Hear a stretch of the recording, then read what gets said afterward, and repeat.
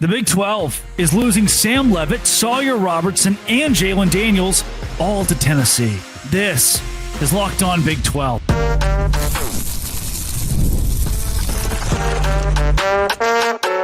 You are Locked On Big 12, your daily podcast on the Big 12 Conference. Part of the Locked On Podcast Network, your team every day.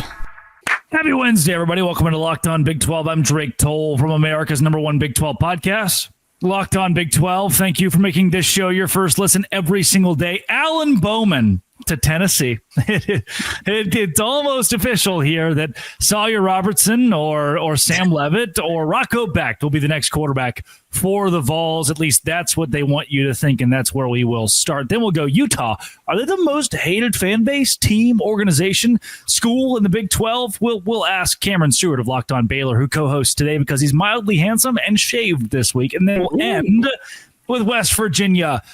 They might just punt their next football season. They have 30 guys they've cut in the last couple of weeks. And does that mean that they are going to sacrifice 2025 to be good later? Possibly. If you hit subscribe, we get to keep our jobs. Sawyer Robertson, Cam, I'm sorry that you lost him to the Tennessee Volunteers. But not only are you upset, Arizona State lost their quarterback, and Iowa State lost Rocco Becht, and Avery Johnson's out the window. Those four guys will compete for the starting job for the Vols.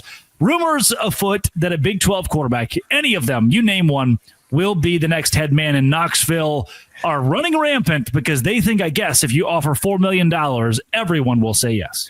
And by the way, for all the Big 12 quarterbacks that don't go to Tennessee, they'll poop on all those guys. They'll be like, well, they play in the Big 12. They play in the minor leagues. We're going to look to replace our playoff starting quarterback that we paid millions and millions of dollars. We're going to look at the Big 12, and then whoever it's not, everyone else sucks. And I don't blame them to some degree, right? And not the fans that think that, but Tennessee, because this is a very good quarterback conference again. Kind of got back into that last year, the way it used to be 8 or 9 years ago, where everyone's just got a really good college quarterback. And Sawyer Robertson and Sam Leavitt, and to a lesser degree, guys like Avery Johnson and Daniels and Becht will certainly get a lot of looks from Knoxville. There will be some Knoxville area codes calling their personal trainers, their lifestyle coaches, their typing teachers, anything you can, their chapel instructors, anyone who they can get a hold of and see, hey, would Big 12 quarterback X $4 million? How does that sound? Yeah. Riverfront Stadium, Baylor? How about another one of those, Sawyer? Well, you mentioned to me off air, Sawyer Robertson, and let's be honest, Arizona State, Baylor, Kansas State, Iowa State probably can't give the same dollar sign to one individual player, no matter their status, no matter their position, compared to Tennessee. There are donors in Knoxville who could likely give Sawyer Robertson $4 million. I don't think Baylor can do that. What we're going to have to rely on here are not just players, but their parents. And their agents and trust me, their second cousin who wants a band to try to deny a higher dollar sign. Because if they're disloyal to even a small extent, or they just want to be set for the rest of their lives, $4 million could be the price tag that one of these quarterbacks takes. Yeah, I mean, it's not lost on any of us, especially, me coming from the Baylor standpoint. You're not going to be able to keep up with Tennessee on that dollar figure. You're just not going to be able to. And what's kind of interesting is the fact that, Tennessee was the one who kind of really ushered in NIL and showed you what an NIL collective could do. Tennessee and Florida were the ones that really did that. And it's going to be different with this House ruling. It won't be exactly the same. But again, no matter how you slice it, Tennessee football is going to be able to make more money than Baylor football, than Arizona State, than Kansas State, than Kansas or Iowa State, and any school in the Big 12. So it is. I mean, that's what's going to keep these fans up at night. I don't think there's any way that Sawyer Robertson does it. But again, if you flash $4 million, potentially $5 million, it's what are you supposed to say? This is nuts. And obviously, as we've talked about in the last week, there are ways to go about it and probably ways to not go about it. Either way, you're going to piss off your old fan base for sure. Don't sign contracts and then back out of it and then hold a raffle, hold an auction for who's gonna pay the most. But yeah, if Tennessee comes in and is throwing that kind of dollar figures at you, there's really no one in the Big 12 that can keep up with it. I know that's not what any of us in the Big 12 want to hear. We know that there's more to a football program than that. But when it comes down to if that's what is going to matter to your quarterback, if that's what's going to be the end all be all, then yeah, you're not going to be able to keep up with that. Yeah, and you know, on the one hand, I've brought this up and I'll continue to. If you work at Deloitte and KPMG offers you $1 million more, great. You probably are going to change your jobs, go to KPMG. If you're in the NFL and you love playing in Tampa Bay and you have another $2 million, or I guess in for them, it would be another $10 million to play in Minnesota, maybe you consider that because of the dollar sign. At the root of both of those things, it's a job. Right. Playing for their livelihood. This is what they do for work. And now in college football, especially as these eligibility rules change and you have even more years to play, this is at its root a job. So fans will go, oh, I wasn't a culture guy, I wasn't a program guy. But yeah, if Rob Wright was making, say, $500,000 versus 3.5, no doubt I would go do the same job for a different company for a year, just like anybody else. Yeah, and I'll also say to that, though, college football specifically in college sports is where there is some nuance to it, because I'm sure you've been in this situation, Drake, where you have been offered plenty of jobs that pay a lot of money, but you're like, but do I want to give up Locked On Big 12? Because I make a heck of a lot of money doing this. Not as much as this other job, but a heck of a lot of money doing this. I get to make my own hours. I get to talk about what I want to talk about. And for Sawyer Robertson or Sam Levitt, it may be, I can make double at Tennessee, or in this case, possibly, quadruple or quintuple at Tennessee. But I'm looking to get to a next level. And if I'm Sawyer Robertson, I'm like, I think my best chance is with Jake Spavital. Or Sam Levitt, I think my best chance is in this offense at Arizona State. I think what Coach Dillingham does is more stable for me. And again, that usually that kind of money will trump that. I'm not naive in that sense, but as opposed to the NFL or maybe just a regular job like you and I would have at a desk job, there is some sort of like, is this going to have enough value for me? Am I going to be in the best position possible if I go to this other place? That's what makes college football just different enough that gets us all invested into it, I guess, into these dollar figures and such. And over-invested from a fan standpoint, because you forget that and it's still different. In the NFL, you can play 15 years for one organization. You can play for 10 years, 15 years and make an insane amount of money, and it goes up. In college, you have 4 or 5 years, and money-wise, to maximize that, probably 2 or 3 to maximize your bankroll. Sawyer made, prior to this last season, maybe $50,000 in NIL per year because he was the backup quarterback at Baylor who didn't have a huge NIL budget. So he has 2 years, 2 years to maximize his NIL budget. It's just tough because I have 1 year left before I have to retire. You're forcing me to retire from college football. I have no guaranteed future in the NFL. I can set up everything for the rest of my life with $4 million or make whatever I'm making at Baylor. That's a hard decision. Do you have a last quick point? Yeah, one last quick point, because I think there's a lot of college sports legends that would remind you of that fact. Adam Morrison at Gonzaga, who flames out in the NBA, would have been like, yeah, do that. Len Bias's parents would tell you, hey, take the money now, and you'll get to the next level, hopefully, but it doesn't always work out that way. So there is some of that too, where you've got your 4 or 5 years or 10 years where you can make money in college sports. And that's another factor we have to factor in here, is just that time constraint, especially for guys who know they're not going to have big careers at the next level. Which Sawyer could be that guy. Sam Levitt, Rocco Becht, Avery Johnson. It takes a lot to make a lot of money at the next level. So none of these guys are guaranteed long-term contracts, and none of them are high on draft boards in next year's mock drafts. Coming up Utah, the most hated fan base, school, team in the Big 12. This is Locked On Big 12, part of the Locked On Podcast Network, your team every day. Hey, today's show is brought to you by FanDuel. Why? Because FanDuel makes me money. That's the best part, is I go in and I say, FanDuel, the NBA playoffs are here.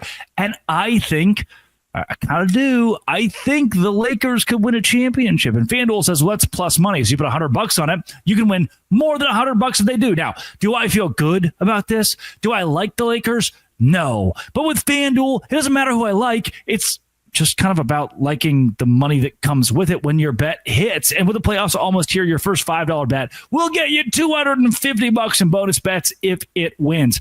I love it. They make it easy. 3-pointer, steals, assists. They have so many ways to bet your favorite player props. Plus, after the game tips off, live bets are right there to help you win big. Head to FanDuel.com. Claim your $250 in bonus bets today. Go to FanDuel.com or download the FanDuel app to claim that $250 in bonus bets today. That's Cameron Stewart of Locked On Baylor, who's great at fingering the pulse across the Big 12 and all of their fan bases. And one of the biggest questions that's burned in my mind over the course of the last week, considering all of the banter on Twitter between Utah fans, BYU fans, and Baylor fans that had this weird triangle against the Cougars, and I know it's been a big storyline for everybody involved, is Utah. Are they the most hated fan base, organization, school, athletic director of the entire conference? And before I give you the full reins here, they were 11th in football, 14th in basketball, last in baseball right now. And as much as they're floundering there, their athletic director once said he no longer wanted to be in the Big 12. Their message boards claim that they will leave the Big 12 for the Big 10. And it sounds like their fan base wanted that from the very beginning. They've made themselves pretty easy to dislike here. And I'd like to know, from the standpoint of someone who cheers for a team in this conference, if Utah truly is the worst fan base to deal with. Yes. Yes. And it might not be the absolute worst I've ever had to deal with, but they're on or near the medal stand, and everyone else has them on or near the medal stand in the Big 12. And I think the thing you were mentioning in there about when they wanted to leave the Big 12, that was like that job you have, and the first time something comes up that's inconvenienced you're like, all right, I'm done. I'm out of here. Like, first news job I had, they changed me to night side, and I was like telling my dad, I'm finding ways to get out of my contract. This is bull. I'm out. Like, that's what Utah did essentially with that. And once again, they come in saying we're going to win the Big 12. Like, this league is stupid. We're above this. They finish what was it, 11th? Is that what you said? 11th, and then they come in the next year and they're like, of course we're the odds-on favorite to win it again. Like, it's just, it doesn't make any sense. And yes, one thing I definitely noticed in all my good and bad interactions with the great people of BYU last week was most of them, whether they were still mad at me or not, went on to say, well, at least it's not Utah fans. Yeah, okay, Cam, you were joking. Utah fans are not. Like, they just bring it up. So yes, Utah definitely at the top of that. They were the only ones who said we're going to come in here and run this. They didn't. And again, I think they'll be better this year in football, but there's no guarantee they're going to run this conference again. And they'll just keep pounding their chest until it happens. And then, a broken clock can be right twice a day. Now they want to go to the Big 10. They do. And they did. In fact, they think it's guaranteed. Which was so interesting. The done deal was the quote that and I've mentioned this over the course of the week. You come into the Big 12, which you thought you were too good for. You finished 11th in football, 14th in men's basketball, last in baseball right now, by the way. Nothing about you has been intimidating to anyone else. And what hurts Utah, where I will give them some credit, and in my chair, no matter who wins, winning is good. If Utah wins, that helps Locked On Big 12. If West Virginia wins, it helps Locked On Big 12. Anybody who wins helps this show. So I don't hate Utah fans, but I want to make mention, the loss of Texas and Oklahoma, you lost your two most obnoxious fan bases. the two that wanted to tell you how good they were. And OU had, like, to their credit, it was tough to get mad at their fans because they were back it up. They were right most of the time. Yep. Texas was insufferable. And then Utah came in, and the problem for me, there's not a number 2. No one's really that annoying here. Everyone just kind of does their business and goes home. Even TCU, who's a rival of Baylor, they're not chronically online enough to make everyone hate them. And for BYU, they win. They back it up right now. I don't see another fan base that could even sniff number 2. It's just unequivocally, especially if you're on the Bird app, Utah. We were so close to like a great equilibrium. We really were. We almost found our nirvana. And then, to be fair, we knew that something like this was coming even before Utah was introduced, because I believe they were the ones who coined the truck stop conference term. I think and so. I'm like, yeah. Utah? We're not talking about New Jersey saying this. This is Utah saying that lovely state, but undoubtedly a truck stop state, if we're being honest. And yeah, from the beginning, it was just they have found their niche in this conference, Drake. They don't win the conference in football. They don't win it in basketball. They don't win it in baseball. But here's where they find their niche. Here's where they will be number 1 in the Big 12 conference. The villain, the heel. Yeah. They get to be, and they prove, people ask all the time, like, would you be annoyed at these people if they weren't as good? They proved right away. They were like, we won't be good and we will be this annoying. So they've like thrown that argument out the window before they even started winning. Sure. And I hate for the probably 80% of Utah fans that are questioning, why are they having this conversation? Why are we bad guy? And the reason being that the 20% that are so online want to leave the Big 12 bus, and they really just want to exonerate themselves from this conference that they feel like they're so much better than. And then again, this could have been a fugazi, and we've mentioned that word a lot the last few times we've done shows together. It could have been just, there are 2 Utah fans who are annoying online, but then the athletic director, the highest paid employee in the AD, in the athletic department, the AD gets in front of a microphone and says, I'm done. I agree with the burners. We hate it here. And that just... And while I'm at it, I am a burner. He runs like the 3 pig accounts ready to go. He does the pig bus. And I'll say this too, like you and I, obviously we deal with a lot of sports fan bases. A lot of them are annoying, but there are some that you can understand why. Like the UT fans were, still are, I'm sure, but we don't have to see them as much. We're so obnoxious, like absolutely. But like to some degree, you could understand, like, hey, a middle-aged UT fan has really only seen a ton of success, right? Like they have a great pedigree, a great history. Not that Utah does not have a great history or anything, but it's like, what makes you think you're just a Big Ten team? Like, I know you won the Pac-12 twice, and that was great, and that's a heck of a run. But Baylor was not doing that 10 years ago and being like, okay, SEC, here we come. Like we gave you a life raft, man. Like you didn't have an option. You were going back to the Mountain West if it wasn't for us and Daddy Brett Yormark, like just immediately thinking that you were better than that. I still don't understand. And it's wild that I can understand some Texas fans more than this fan base. That's not a compliment. Yeah. The Texas fans really sunk, and OU plays that godforsaken song every second and six for the Sooners. And somehow Utah said, and I want to reiterate a point. Well, they're peeing in troughs in Norman. Ugh. You even in the press box, that dumb. It's a bad stadium. You said it. You hit the nail on the head. If Utah had won, like Oklahoma, if they had won, they said we're gonna come in your trap, take over your trap, and they did, it would be different. However, you still hate it, but yes, different. I can't help them with 11th, 14th, and 16th, or 15th. Thank you, Iowa State, for your reprieve that you've given Utah in the baseball world. Coming up, Colorado, West Virginia, 30 players are leaving. Locked On Big 12, part of the Locked On Podcast Network. Your team every day.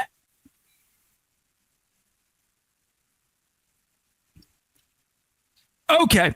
If there's one fan base, one program we can get behind, it's West Virginia. I think everyone secretly roots for them because they were a cool story 15 years ago, and Mountaineer Paul kind of rocks. However, according to Paul, Rich Rodriguez has cut 30 players from the football team, has let them know, hey, especially if because the government's involved with the NCAA, there might not be a spot for you due to roster limits, and we'll have to cut to 105. There could be new things going on in college football right now. I'm sorry. However, 30 players is enough for me to question, is Rich Rodriguez kind of punting, mulligan?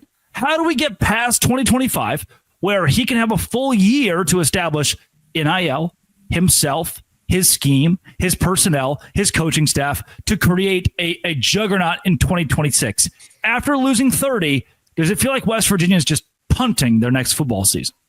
It does. It really does. And by the way, this is a nightmare scenario for me as a Baylor fan because all we talked about last year was like Neil Brown turned it around and he was really fired. And then he got fired the year after turning it around. But I think West Virginia is taking a step towards playing the long game here. And none of us are rooting for it. No, I don't want to cut you off here. Again, I want to reiterate. I think everyone, for better or worse, is rooting for West Virginia to win. I don't know how maybe it is Paul that helped them. He does a lot for me, honestly. That helped them become this lovable school.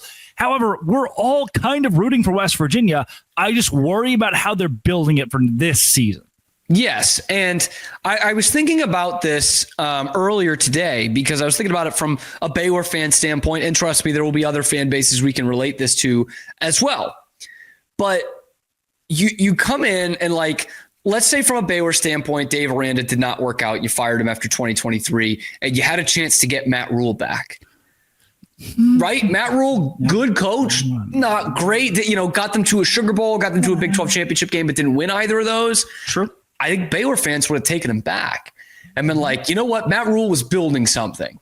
Correct. Let's give him the keys again. Let's let him build something. UCF.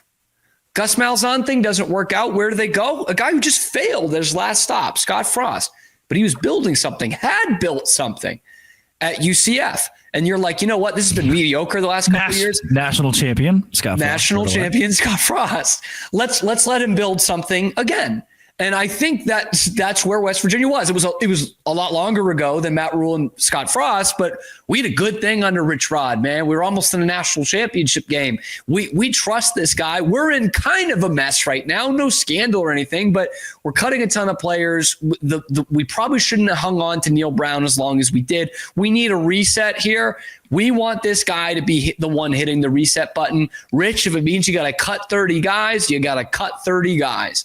We'll lay out a 5-year plan for you here, or maybe it's the other way around, but we'll go along with it. That's kind of the way I think about it when those schools bring back an old coach. And I think that's probably what's happening in Morgantown. Although that was a team that was competitive last year. It was a bowl team. Sure. It's not like you had to really strip it down to the studs, but they're stripping a lot down. Well, and had they beaten Baylor, looking back, that was a pivotal game for both Dave Aranda and Neil Brown. The loser of that game likely gets fired. Neil Brown ended up losing his job. Dave Aranda goes in this wild run to Baylor finished third in my Locked On Big 12 power rankings at the end of the year. Which is all that matters, yes. Because they won so much at the end. Well, and you look at a couple teams like Kansas State, who started really well. They started hot. They fizzled out by the end of the year. The standings don't tell the full story. Yeah, they had a good year in the Big 12, but were they really? They barely beat Rutgers. Do we really care? But so the power ranking thing does have some merit of at least you understand now. Baylor finished the year on such a high. You carry that into next year, bowl game notwithstanding. For West Virginia, who went to a bowl game, by the way, and fired Neil Brown. I want to understand, and maybe you can help me. Because I'm racking my brain. I'm trying to figure it out.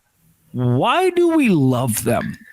Why does everyone, if I'm a UCF fan, why do I, for some reason, want West Virginia to succeed and win? Because it comes so easy for me, the Baylor grad who That's not good. That's not good.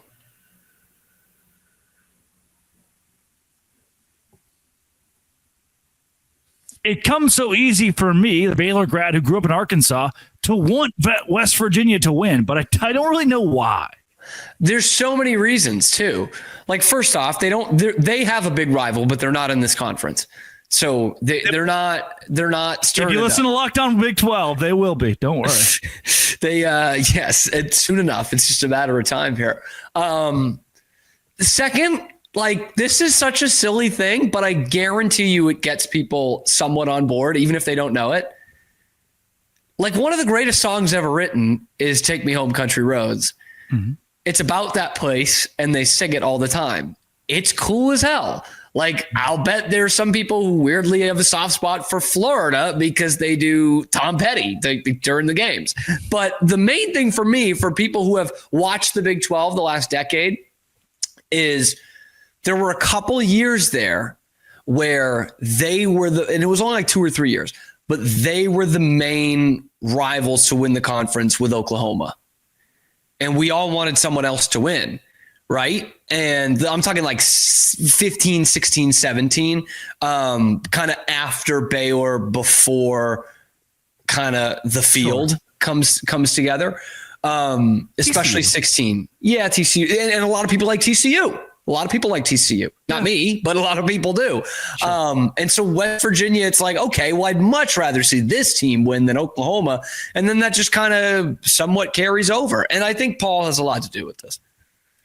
I do too, man. Oh, every squad awesome, show man. We do is just Paul, and it just kind of rocks a little bit. And you think of, it's like that Twitter meme where it's like, when you're bullying me on Twitter, just know this is who you're bullying, and it's just Mountaineer Paul. Like, if you're rooting for West Virginia to lose, just know this is what you're rooting against. And and some, I guess, some West Virginia reporters or podcasters are torn on Paul, who is a threat to them. But that's the guy, you look at him and you think, what a threat to me. I hate him. You know, you should look in the mirror. You should really audit your feelings and emotions. Honestly, man. Whether or not you're a good person. 30 to the root of the whole, at least why this started, the conversation started. 30 players. I don't want to say it's overkill. I believe their strategy here. I wonder, as many West Virginia fans do, if Rich Rodriguez is the ultimate answer, because he has been gone for so long and also is an old school coach. An era that we've entered where GMs are being hired by almost every, school that seems to be floundering or wants to succeed.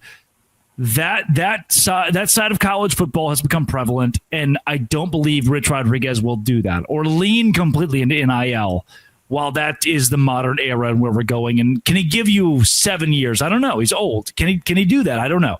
So there's a lot to figure out. This is an old school, old ball coach move, cutting 30+ guys. Yeah. Where will it take you? Where will it take you? So I'm rooting, as we all are, for Mountaineer Paul and West Virginia to win. If Baylor can go 12-0 and their one win against West Virginia puts the Mountaineers at 11-1, I think Cam and everybody else in that camp would root for it. See rematch in Arlington. Yeah. Speaking of Cam, where can they find you on the internet? It's at Real Cam Stewart. There's a lot of imposters out there. And you can also find my work through a lot of BYU fan forums as well. A lot of BYU message boards. We'll have that going. But yeah, Locked On Baylor every day. We talk a little bit about Sawyer Robertson. We're going to talk a little bit about that Nico situation as well, and kind of relate it to the Big 12 and Baylor and greater college football. So check that out on the Tuesday show as well. Please. This was from the Tuesday early. So yesterday's show, that's what will be on yesterday's show. Yesterday. It's been an always will be. Locked On. Thanks for making it your first listen every single day. Baylor, Endoce Grande.